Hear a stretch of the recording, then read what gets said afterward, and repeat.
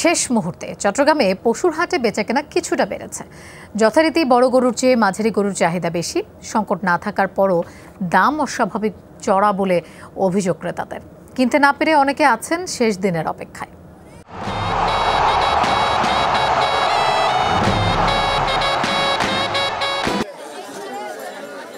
সাদাবাবু নামের বিশাল এই গরুর দেখা মিলছে চট্টগ্রাম নগরীর পতেঙ্গা সমুদ্র সৈকতের কোলঘেঁষা সিডিএ বালুর মাঠে।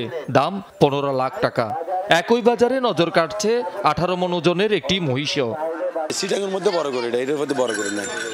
আমি আশা করছিলাম, খুব কষ্ট করে ফালছি, আমি আশা করছিলাম সিটাঙ্গটা বড় করে তুলবো, আমি তুলছি, আমার কষ্ট আমি তুলছি। এটা আমি আজকে 3 মাস নিজে লালন পালন করতেছি, খাবার খানা নিজে দিতেছি, পুরো বসি খইলে গুলো আর কি একেবারে ঘরের মতো করে নিজের মতো করে।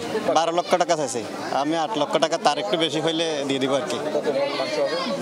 15 হয়তো 18 মণ, আমি মাফি নেব না, 18 মণ বলছি আর কি। চট্টগ্রামে সব পশুর হাটেই গরুর ছড়াছড়ি। দূর দূরান্তের বিভিন্ন জেলা থেকে এখনও আসছে ট্রাকে ট্রাকে। বড় গরুর চেয়ে মাঝারি আকারের গরু মহিষের চাহিদাই সবচেয়ে বেশি। পর্যাপ্ত সরবরাহের পরও দাম অস্বাভাবিক চড়া।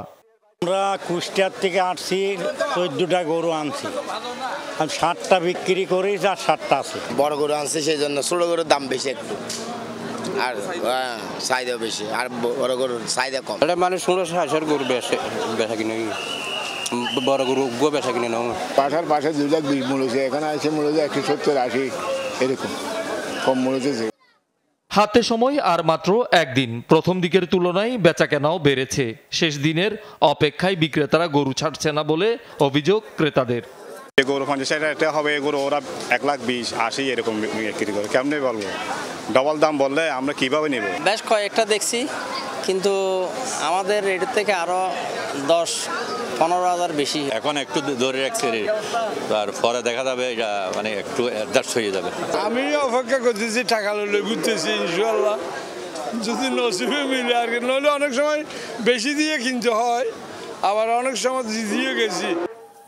সকালে পশুর হাটে নিরাপত্তা ব্যবস্থা পরিদর্শন করেন সিএমপি কমিশনার।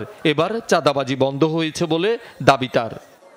স্থানীয় লোকজন অত্যাচার করে থাকে এই জায়গাদের বিরুদ্ধে, সেটাও আমরা খোঁজখবর নিয়েছি। এখন পর্যন্ত আমরা বড় কোনো অভিযোগ পাইনি, এবং এক হাটের গরু আরেক হাটে নামিয়ে রাখার যে একটা প্রবণতা ছিল, সেটাও এই বছর অনেক কমে আসছে।